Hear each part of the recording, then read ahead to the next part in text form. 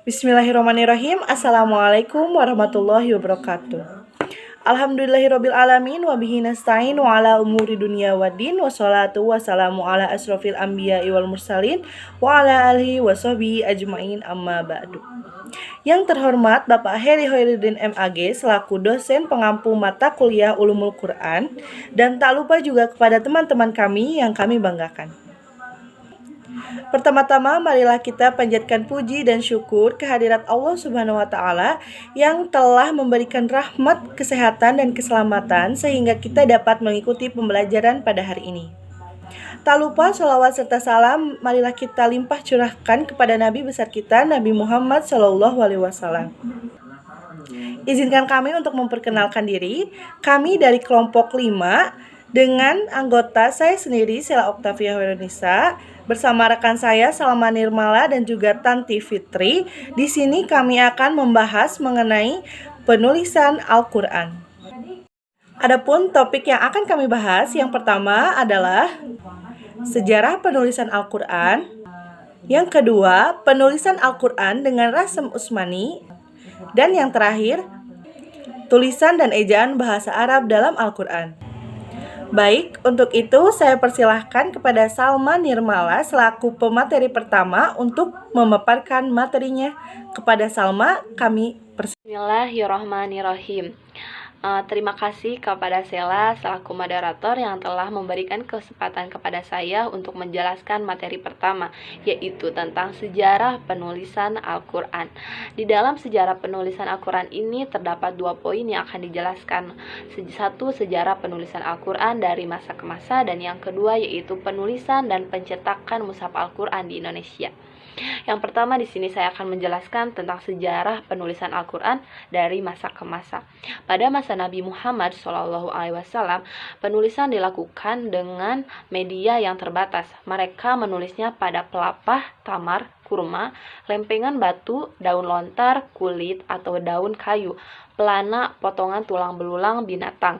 19 Al-Quran pada masa ini belum menjadi satu mushaf. Mushaf terkumpul, tersusun, disalin pada masa Al-Khulafaur Rasyidin. Ide atau prakarsa pengumpulan dan penyusunan mushaf berasal dari Umar Ibn Khattab pada masa Khalifah Abu Bakar. Umar mengusulkan ide tersebut karena banyak qurra dan hufaz yang gugur di medan perang, sehingga ditakutkan akan membawa implikasi banyaknya Al-Quran yang hilang musnah. Dengan banyak pertimbangan, Abu Bakar pun menerima usulan Umar dan memerintahkan Zaid ibnu Sabit untuk mengumpulkan Al-Quran yang pada masa itu merupakan salah satu sahabat yang hafal Al-Quran. Secara keseluruhan, pada masa ini Al-Quran terkumpul dan tersusun dengan istilah mushaf. Seiring dengan menyebarnya agama Islam yang meluas ke berbagai wilayah, penulisan Al-Quran pun mengalami perubahan-perubahan, mulai dari cara teknik dan bahan yang sederhana sampai pada cara dan bahan yang modern.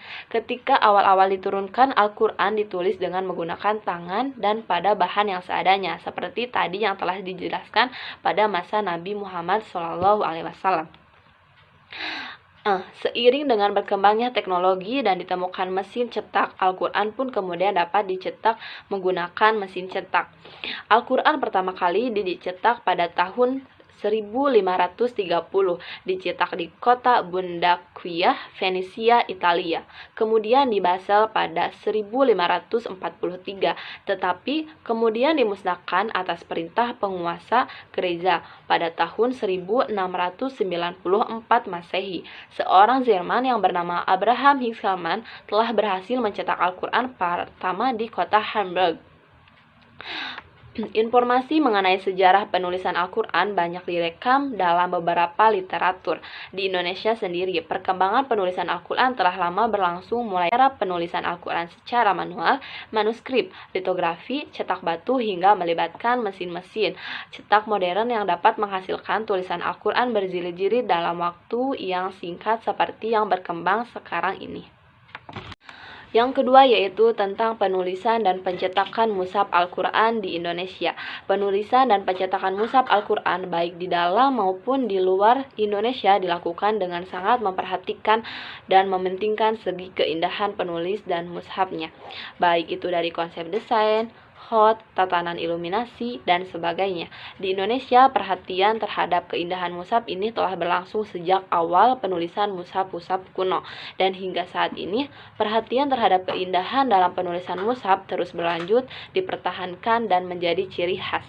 Pada dekade akhir abad ke-20 di Indonesia muncul mushaf-mushaf kontemporer yang memiliki konsep desain hot dan tatanan iluminasi yang indah seperti Al-Quran Mushaf Istiqlal ditulis pada tahun 1991 sampai 1995. Al-Quran Mushaf Sundawi ditulis pada tahun 1995 sampai 1997.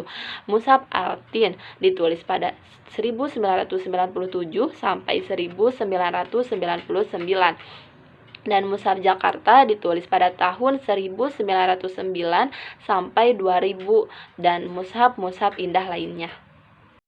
Baik, di sini saya akan melanjutkan materi dari Salma. Materi selanjutnya mengenai pengertian rasam Al-Quran.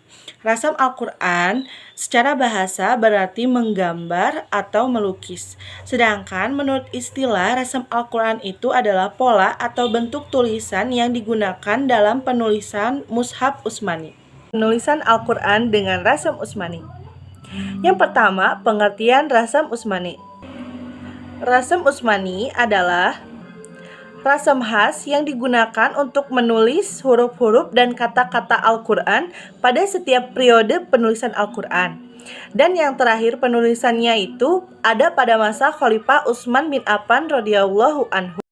Materi selanjutnya mengenai kaidah rasam Utsmani. Yang pertama ada kaidah al-hazf yang berarti membuang atau menggugurkan huruf-huruf hijaiyah tertentu pada struktur kalimat tertentu di dalam Al-Quran. Nah, huruf-huruf tertentu itu ialah alif, waw, ya, lam, dan nun.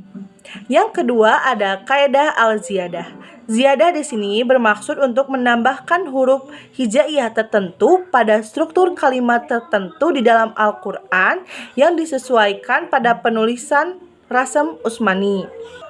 Huruf tersebut itu ditulis akan tetapi tidak dibaca pada semua keadaan.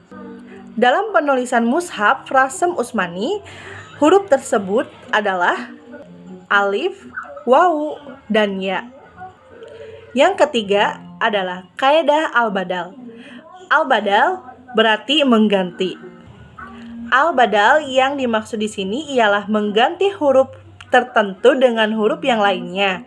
Seperti misalkannya digantinya huruf alif menjadi waw, alif diganti dengan ya, nun diganti dengan alif ataupun ta marbutoh. Yang keempat adalah kaidah hamzah. Penulisan hamzah ini termasuk masalah yang rumit karena bunyinya diajarkan oleh Rasulullah SAW, tetapi tidak ada lambang huruf tersendiri seperti huruf-huruf yang lainnya. Dalam mushaf rasam Utsmani ini, penulisan hamzah terkadang itu dilupakan dengan huruf waw. Yang kelima ada kaidah al-wasl wa al-fasl, yakni kaidah menyambung dan memisah.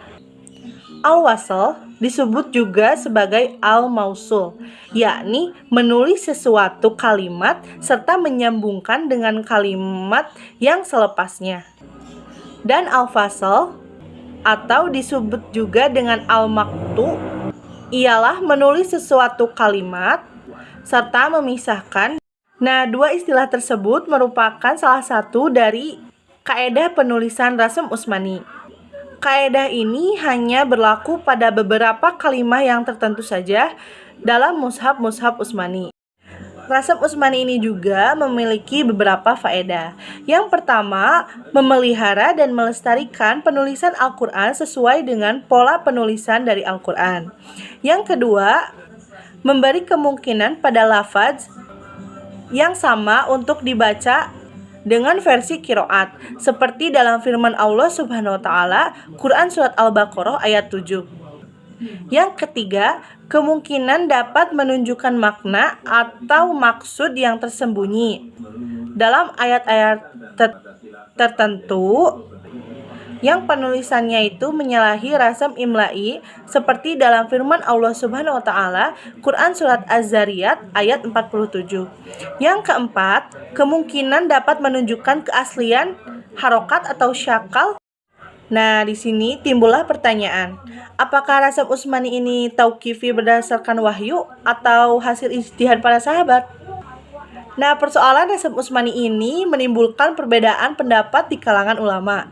Jumhur ulama mengatakan bahwasannya rasam Utsmani ini tauqifi, jadi berdasarkan wahyu Allah yang diterima dari Rasulullah SAW melalui para sahabat radhiyallahu anhu, yang dimana Rasulullah SAW itu menyuruh mereka menulisnya dan mengesahkan penulisan mereka itu. Nah, mengikuti golongan ini, penulisan Al-Quran itu tidak boleh dirubah dan haram untuk menyalahinya. Kedudukannya dalam hal itu seperti kedudukan susunan surat-surah dan ayat-ayat.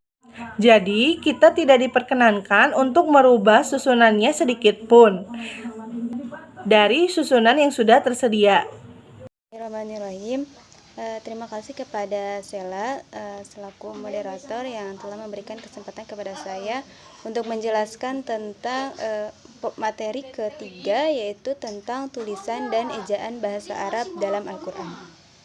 Nah, fenomena terjadi dalam bahasa Arab, namun tidak hanya dalam bahasa Arab. Fenomena ini juga terjadi di bahasa lain juga, seperti bahasa Latin. Huruf B jika diikuti dengan S maka berbunyi P. Contohnya ditulis abstuli namun dibaca abstuli. Nah, begitu juga dengan bahasa Arab. Beberapa suku menyebut kata hatta dengan ata dan sirot dengan sirot dan sebagainya. Hal ini disebabkan oleh banyaknya perbedaan dalam bacaan yang terkenal. Nah, masalahnya adalah bagaimana penulis dan penyalin Arab dulu menggunakan 3 huruf yaitu waw, iya, dan alif memerlukan perhatian yang khusus. Metode mereka walaupun kelihatan rada memusingkan, namun cukup jelas bagi mereka. Dan dari pendahuluan ini aku mau bahas dua poin utama, yaitu gaya tulisan pada zaman Nabi Muhammad SAW dan yang kedua yaitu ejaan mushaf Utsmani. Sistem ortografi atau ejaan Arab pada zaman awal Islam, yang pertama itu gaya tulisan pada zaman Nabi Muhammad SAW. Di Madinah, Nabi Muhammad SAW mempunyai penulis yang banyak berasal dari beberapa suku dan tempat yang sudah terbiasa dengan dialek dan ejaan yang berbeda-beda menurut adat masing-masing. Contohnya yaitu Yahya berkata dia melihat surat yang dibacakan oleh Nabi Muhammad SAW kepada Khalid bin Sa'id bin Al-As yang memuat beberapa kejanggalan. Yang pertama itu kana ditulis kawana dan hatta ditulis dengan hatta. Dokumentasi yang lain yang diserahkan Nabi SAW kepada Razin bin Anas As-Sulami juga diejakana dengan kawana. Satu dokumentasi abad 3 Hijriah menggambarkan beberapa surat dalam banyak cara. Banyak sekali bukti-bukti mengenai perbedaan dalam gaya tulisan pada zaman permulaan Islam. Dan materi yang kedua yaitu tentang ejaan mushaf Utsmani. Huruf alif dalam mushaf Utsmani semuanya tidak terdapat pada kata as-samawat dan samawat, kecuali dalam surat ke-41 ayat 21 di mana ejaannya adalah as-samawat. Kejanggalan ejaan tidak hanya terdapat dalam mushaf Utsmani tetapi juga terdapat di dalam naskah pribadi milik beberapa sahabat. Ejaan janggal ini kemungkinan disebabkan oleh perbedaan wilayah dan masalah ejaan. Contohnya yang pertama yaitu Abdul Fattah As-Shalabi menemukan manuskrip Al-Quran klasik yang penulisnya menggunakan 2 ejaan yang berbeda pada kata ala. Contohnya ala dan ala. Yang kedua yaitu dalam koleksi perpustakaan Raza Rampur India terdapat sebuah mushaf yang ditulis dalam skrip Kufi yang dinisbatkan dengan mushaf milik Ali bin Abi Thalib. Kata ala ditulis dengan ala dan hatta ditulis dengan hatta. Selanjutnya yaitu seperti halnya perubahan tidak menyebabkan kehancuran teks, melainkan justru menekankan beberapa huruf hidup yang telah ditiadakan atau dibuang untuk penggunaan singkatan. Baiklah, terima kasih kepada rekan-rekan saya yang telah memaparkan materinya. Untuk itu, kepada rekan-rekan semua yang ingin bertanya, dipersilahkan.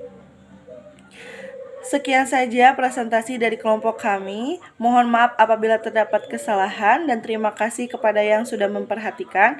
Wabillahi taufiq wal hidayah. Wassalamualaikum warahmatullahi wabarakatuh.